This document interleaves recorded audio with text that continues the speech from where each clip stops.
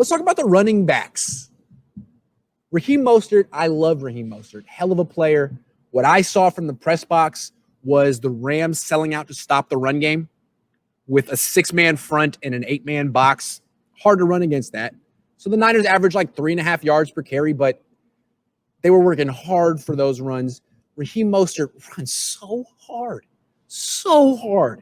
Did he run that hard last year? I mean, he ran hard last year, but dude, the guy is constantly pulling people after contact. And it was interesting. He got 16 carries in the first half, and I'm thinking like, man, be still my heart. Like, this is what I've always been pining for.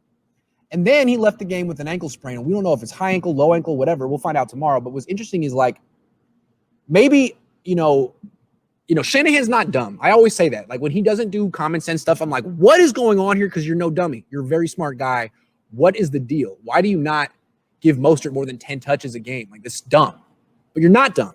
And I think what we're seeing is Shanahan, there might be some concern internally in the organization about Raheem Mostert's durability. I mean, he's had a knee issue last year. He had a knee issue this year, an ankle issue this year. He was a backup running back in college.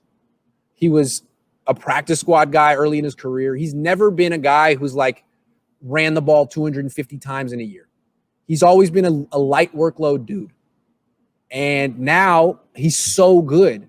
The Niners almost kind of have to give him 20 carries a game. But if you do, he breaks, or he might.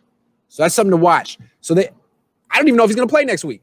So Mostert leaves. The Niners offense falls apart. You saw that, right? Kittle's the best player on the team and the leader.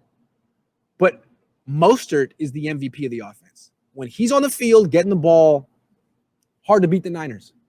When he's not on the field, their offense is terrible. It stinks. Now, with a caveat, they bring in Jerick McKinnon. God love him. The guy's been through a ton.